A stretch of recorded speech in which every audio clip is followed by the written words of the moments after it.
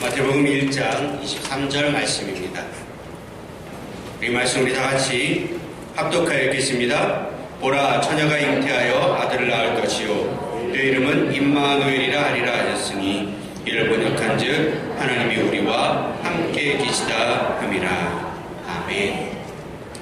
우리 준비한 영상이 하나 있습니다. 우리 영상을 하나 보시고 그 다음 계속 말씀 이어 듣겠습니다.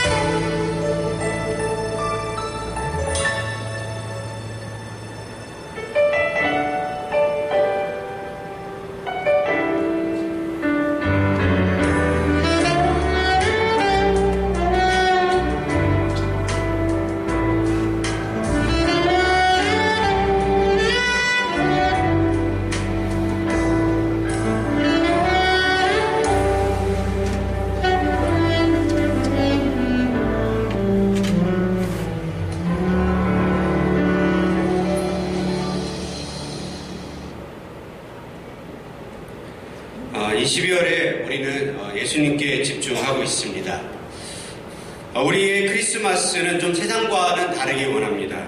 요즘 우리나라도 파티 문화다 여러 가지 어떤 서양 문화들이 많이 들어오면서 이 크리스마스가 1년 중에 가장 방탕하고 또는 음란한 날들로 변화되어져 가는 것 같습니다. 여러분, 우리는 이 시대가 그러할수록 더욱더 좀 반대 정신을 가지고 성탄이 나를 위한 날이거나 나의 쾌락과 욕심을 위한 날이 아니라 예수님을 바라보고 이 예수님이 피 흘리시기까지 사랑한 그 영혼들을 바라보며 나아가는 시간이 되시길 주의 이름으로 축복합니다. 12월의 주제는 성탄입니다. 특별히 예수님의 이름과 호칭에 대해서 계속 설교하고 있습니다. 오늘은 세 번째 내용인데 이 임마누엘이라고 하는 호칭입니다. 이 임마누엘이라고 하는 말은 번역하면 하나님이 우리와 함께 계신다라는 뜻입니다. 우리 한번 따라할까요? 하나님이 우리와 함께 계신다. 이 말이 처음 나온 것이 이 마태복음에 나온 게 처음이 아니라 이 말씀은 BC 700년경에 예수님이 태어나시기 전 약 700년 전에 700여 년 전에 이사야서에서 먼저 말씀하신 말입니다. 그래서 이 임마누엘이라는 말이 이사야서 7장 14절에 나와 있는데 제가 읽어드리겠습니다. 그러므로 주께서 친히 다윗의 왕실에 한 징조를 주실 것입니다. 보십시오. 처녀가 잉태하여 아들을 낳을 것이며 그가 그의 이름을 임마누엘이라고 할 것입니다. 아멘. 이사야 선지자 시대에 이사야가 시리아 군대에 놀란 이 아하스 왕에게 하나님이 우리와 함께 하실 것이다 라고 임마누엘이라고 선포를 합니다. 여러분, 이 임마누엘이라는 말은요, 저와 여러분을 향한, 우리를 향한 하나님의 사랑이 담겨 있는 말입니다. 여러분, 하나님이 우리와 함께하는 게 왜 사랑일까요? 여러분, 간단하죠. 죽어가는 자식을 구하기 위해서 모든 것을 다 뒤로 제치고 자기의 목숨까지도 바쳐서라도 찾아가는 것이, 그것이 진짜 아버지의 사랑 아니겠습니까? 여러분, 만약 자식이 죽어가고 있는데 뒷짐을 지고 구경만 하고 있다라고 한다면 그것은 진짜 아버지의 사랑이 아닐 것입니다. 하나님은 절대로 인간이 죄로 인한 사망의 저주에 놓여있기를 원하지 않으셨습니다. 그래서 하나님은 우리를 구하기 위해 당신이 친히 직접 이 땅에 와 주신 것이죠. 그분이 바로 예수님이십니다.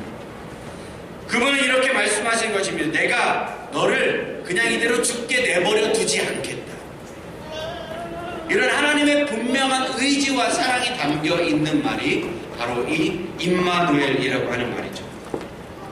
여러분, 생각해 보십시오. 창조주이신 주님이 우리를 위하여 이 땅에 오신 것입니다. 그냥 오실 뿐만이 아니라요, 하늘의 그 모든 권세와 보좌를 포기하고 이 땅 가운데 오신 것입니다. 이게 예수님께서 직접 치르신 대가 지불인 것이죠. 거기다가 십자가에 달려서 죽으셨다라고 이야기합니다. 하나님이, 천지를 창조하시고 인간을 만드신 하나님이 한낱 피조물인 인간의 손에 달려서 십자가의 형틀에 벌거벗겨져서 수치스럽게 돌아가시는 거예요. 여러분, 왜 그럴까요? 왜 그러셨을까요? 그것은 나를 살리기 위해서 그러신 것입니다. 날 살리려고.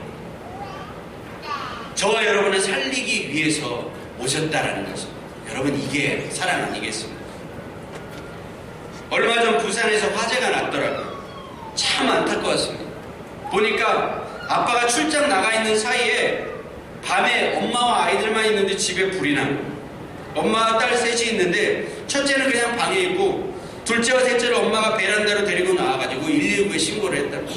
지금 현관문 쪽에 불이 나고 있어서 나가지 못하고 있다. 그러고는 베란다에서 불타는 집을 빠져나오지 못하고 베란다에서 숨졌다라고 하는 안타까운 소식이 들려왔습니다. 더 안타까운 것은 이 어머니가 이 자녀 둘이라도 어떻게 살려보려고 자녀를 품에 꼭 끌어안은 자세로 불에 다 숨졌다라고 이야기하더라고요. 참 이 뉴스를 보는데 참 마음이 안타깝고 참 찡한 어떤 그런 감동을 느끼기도 했습니다. 여러분, 여기에서 어떻게 보면 부모의 사랑이 나타나지 않겠습니까? 나는 죽어도 우리 자녀는 어떻게든 살려보겠다라고 하는 그 어머니의 마음, 그것이 그 어머니가 죽은 그 자세, 그 모습 그대로에서 나타나는 것은 아니겠습니까? 참 안타깝더라고요.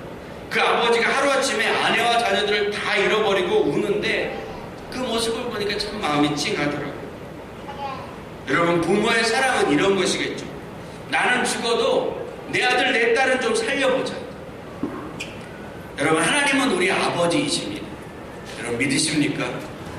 우리는 예수님으로 말미암아서 하나님을 아버지라 부르짖게 되었다라고 이야기합니다. 그분은 우리를 향해서 이렇게 말씀하시는 것이죠. 내가 죽어도 나는 너희를 살리겠다. 나는 죽는 한이 있어도 내가 너희는 살려보겠다.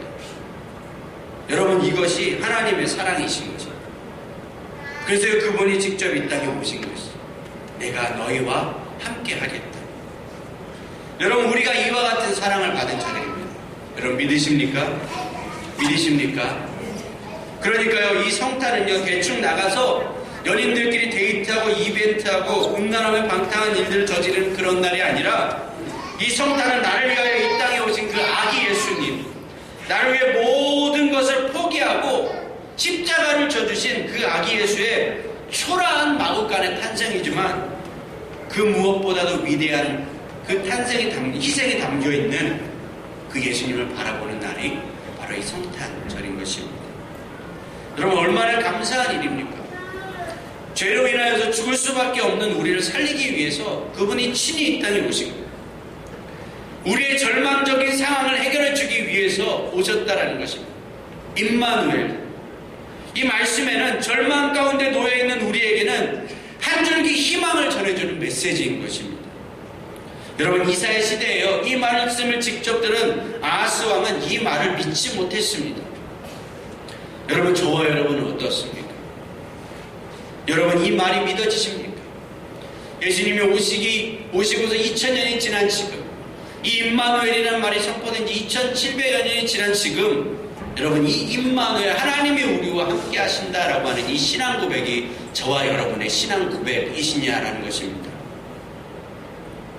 여러분, 절망 가운데 놓였던 분들, 특별히 2013년 동안 한 해 동안 어려우셨던 분들 계십니까?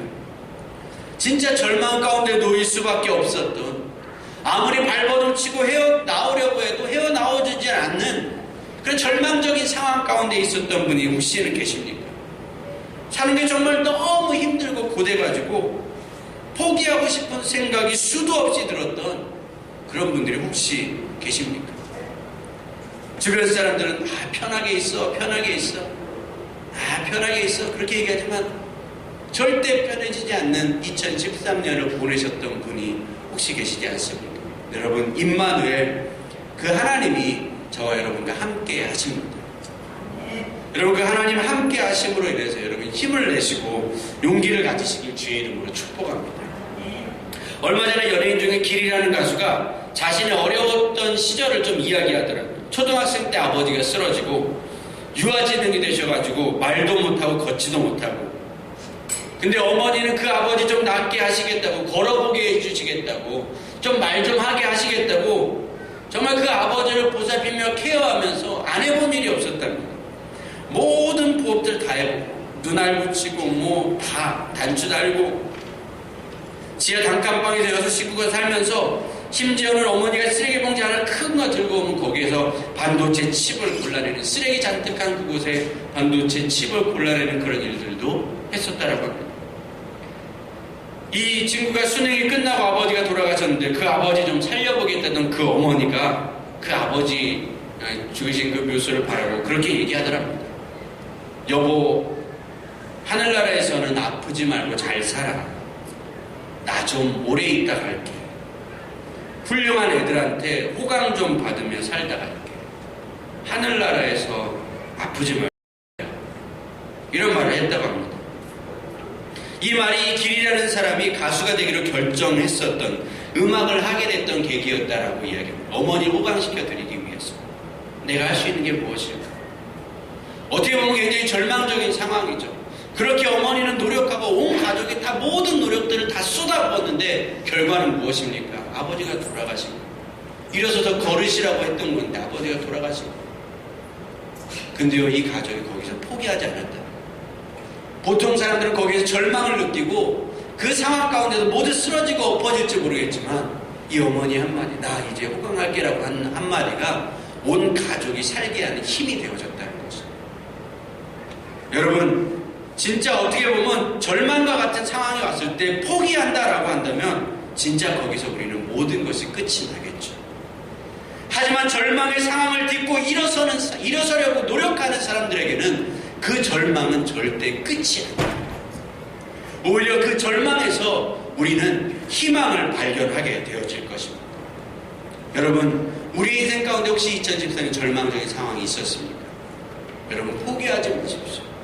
그 절망에서 넘어지거나 무너지지 마십시오. 여기서 우리가 딛고 일어날 때 우리는 임마누엘 하나님, 그 하나님으로 말미암아 예수 그리스도의 생명의 빛을 발견하게 되어질 줄 믿습니다. 아멘. 여러분, 새벽교회 성도 여러분, 그럼 이제 이 임마누엘 신앙을 가진 사람들, 하나님이 우리와 함께 하신다라고 하는 신앙을 가진 사람들은 어떻게 살아야 할까요? 여러분, 그것은 간단합니다. 임마누엘 신앙은 우리도 세상 가운데 내려가고자 하는 마음을 가져야 한다는 것입니다.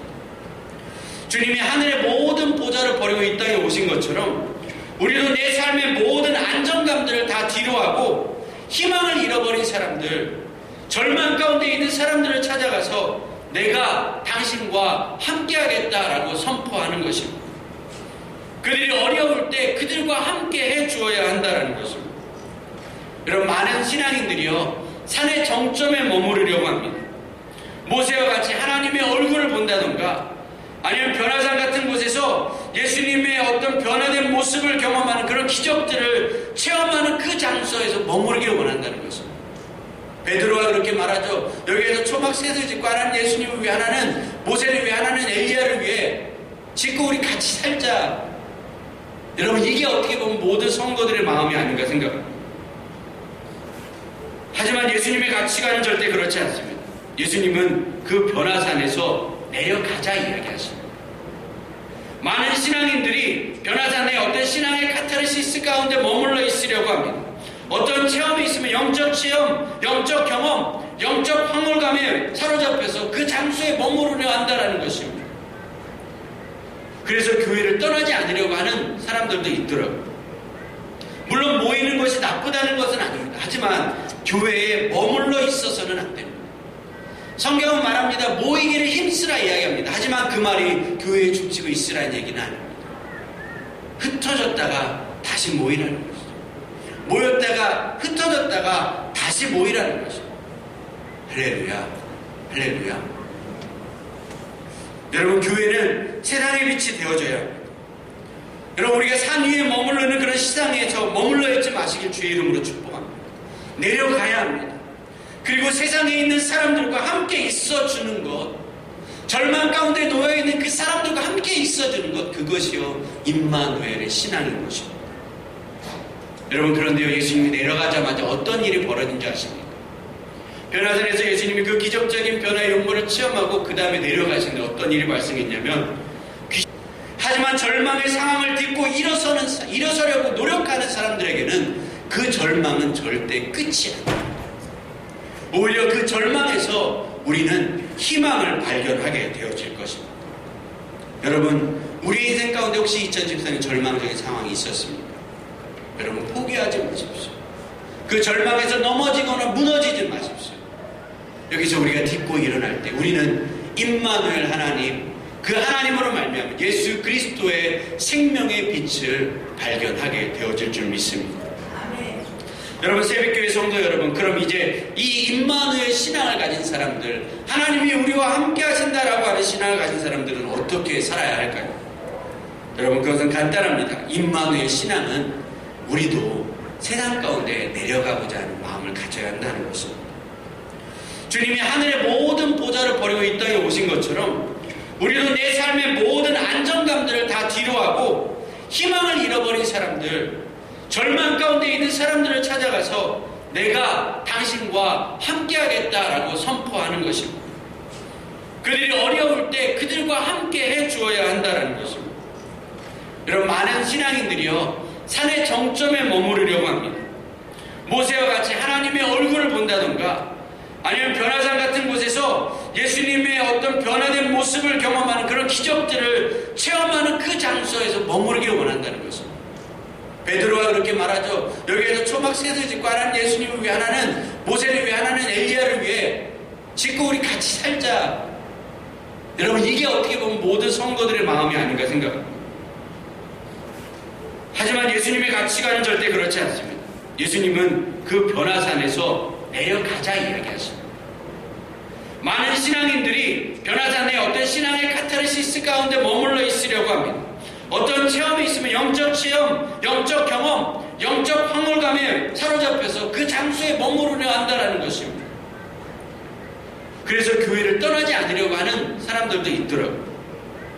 물론 모이는 것이 나쁘다는 것은 아닙니다. 하지만 교회에 머물러 있어서는 안 됩니다. 성경은 말합니다. 모이기를 힘쓰라 이야기합니다. 하지만 그 말이 교회에 죽치고 있으라는 얘기는 아닙니다. 흩어졌다가 다시 모이라는 것이죠. 모였다가 흩어졌다가 다시 모이라는 것이죠. 할렐루야, 할렐루야. 여러분, 교회는 세상의 빛이 되어줘야 합니다. 여러분, 우리가 산 위에 머무르는 그런 시장에 머물러 있지 마시길 주의 이름으로 축복합니다. 내려가야 합니다. 그리고 세상에 있는 사람들과 함께 있어주는 것, 절망 가운데 놓여있는 그 사람들과 함께 있어주는 것, 그것이요 임마누엘의 신앙인 것입니다. 여러분, 그런데요, 예수님이 내려가자마자 어떤 일이 벌어진지 아십니까? 변화산에서 예수님이 그 기적적인 변화의 용모를 체험하고 그 다음에 내려가시는데 어떤 일이 발생했냐면, 귀신 들린 아들을 둔 그 아버지가 예수님께 아들 귀신 좀 쫓아달라고 그래 청탁하면 부탁하는 그 장소에 제자들은 다 열심히 기도하고 노력해봤지만 하나도 못하고 예수님만 기다리면서 발 붕덩 거려. 여러분, 예수님은요 그런 곳으로 내려가십니다. 예수님이 내려가신 세상은 이런 곳입니다. 귀신에 시달린 사람들이 있는 곳. 여러분, 그곳으로 우리가 내려가는 거예요. 아니, 왜 굳이 좋은 체험하다가 괜히 내려가서 귀신 들린 사람이나 보고 얼마나 짜증나겠습니까? 여러분, 우리도 교회에서 예배드리며 은혜 받지 않습니까? 그런데 집에 가면 어떻습니까? 난리죠. 바로 시험 듭니다. 애들은 난리치고 남편과 아내는 내 마음도 몰라주고 나는 은혜 받고 왔는데 집에 오니까 상황은 하나도 변한 게 없는 거예요. 아유, 차라리 교회에서 죽치고 있지. 아니면 차라리 그냥 방구석에 처박혀 있지. 여러분, 이런 결정을 우리가 하셨다면 다시 한번 생각해 보십시오. 그리 좋은 결단은 아닌 것 같습니다. 여러분, 교회에서 받은 은혜는 우리가 세상에서 예수 그리스도의 분신의 삶을 살기 위해 우리 가운데 제공해 주신 그 힘이라는 것이죠. 우리가 세상에서 예수 그리스도처럼 살기 위한 힘을 제공해 주는 역할을 교회가 하는 것입니다. 그러면 이 교회에서 힘과 은혜를 받았다면 어떻게 합니까? 우리는 세상에 나가야 하는 것입니다. 근데 여러분, 세상에 나가서 힘드셨습니까? 어려우셨습니까? 많이 고생하셨습니까? 그렇다면 다시 교회에 와서 생명을 얻는 거예요.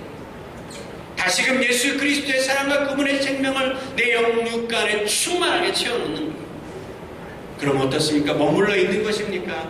아니요, 또 나가는 것입니다. 여러분, 예수님도 제자들을 보내시면서요 양을 1위 가운데 보낸 것 같다라고 이야기합니다. 여러분, 우리를 이 귀신 들린 세상으로 보내는 주님의 마음을 아시겠습니까? 이런 고생 많은 세상에 보내는 주님의 마음을 아시겠습니까? 그러면요, 여러분, 일이 조심하느라 안 가야 합니까? 아유, 나 이리한테 물어뜯길까봐 세상에 못 나가겠네. 아니요, 이리가 있어도 가야 합니다. 나를 물어뜯으려는 사람이 있어도 세상을 향해 나아가야 하는 것입니다. 나를 호시탐탐 넘어뜨리는 사단이 계략과 모략을 꾸미는 그곳이라 할지라도 우리는 나아가야 합니다. 왜요? 거기서 한 영혼을 구하기 위해서라는 것이죠. 주님은 나 한 사람을 위하여 이 땅에 오셨습니다. 그래서 내가 구원받았죠. 그럼 우리도 누군가 한 영혼을 위해서 세상에 나가야 하는 것은 어떻게 보면 당연한 것 아니겠습니까? 여러분, 내려와 도우시길 주의 이름으로 축복합니다.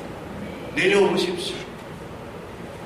영적인 그 높은 경지에만 머무러 있으려 하지 말고 그 영적 사랑을 충만히 머금고 세상 가운데 내려와 세상의 빛이 되어지시길 주의 이름으로 축복합니다.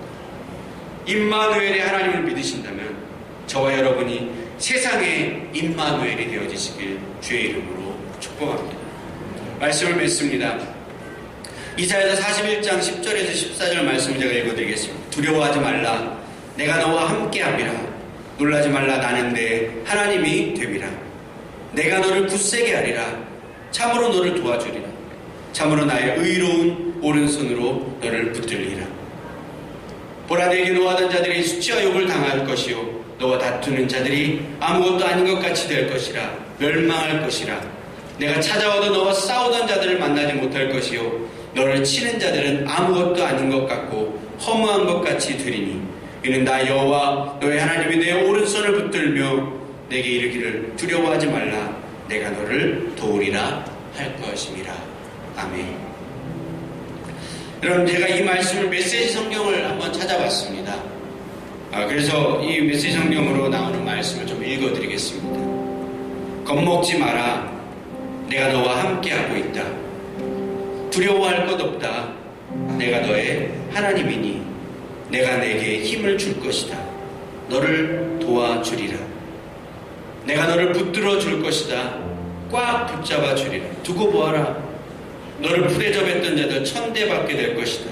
실패자가 될 것이다. 너를 대적하던 자들 빈털터리가 될 것이다. 아무것도 보여줄 것 없는 신세가 될 것이다. 내가 옛 적들을 찾아보려 해도 찾지 못하리라. 너의 옛 원수들 흔적조차 남지 않을 것이다. 기억하는 자 하나 없으리라. 그렇다. 나 너의 하나님이 너를 꽉 붙잡고 결코 놓지 않기 때문이다. 내가 내게 말한다. 겁먹지 마라. 내가 여기 있다. 내가 너를 도우리라. 아멘. 우리는 주님이 함께 하실 때에 모든 우리 삶에 있는 두려움이 사라질 것입니다. 그리고 우리는 승리의 경험을 하게 될 것입니다. 그 이유는 임마누엘, 그 하나님이 우리와 함께 하시기 때문인 것입니다. 여러분, 이 주님을 믿고 세상 가운데 담대하게 나아갈 수 있는 저와 여러분 되시길 주의 이름으로 축복합니다. 우리 찬양을 한번 고백하기 원합니다. 임마누엘, 임마누엘. 우리 가사를 생각하면서 우리 주님이 우리와 함께 하시다는 믿음을 가지고 우리 함께 고백하며 나아가기 원합니다.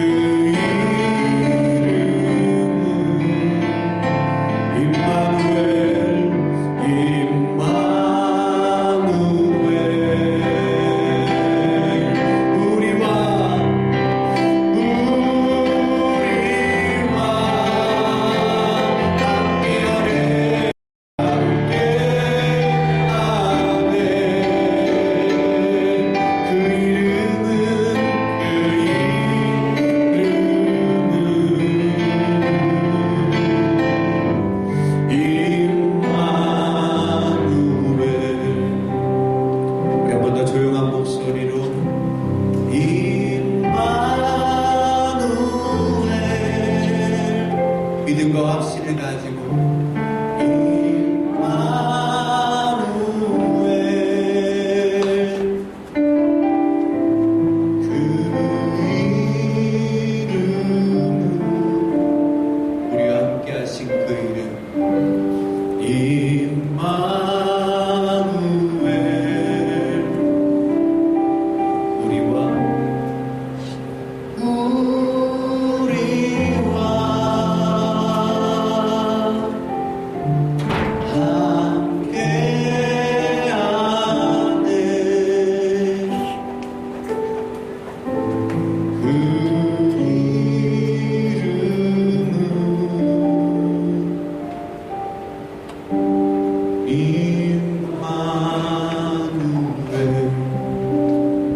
여러분, 제가 우리 조용히 한번 기도하며 주님이 우리와 함께 하심을 믿기 원합니다. 그 함께 하심을 느끼기 원합니다.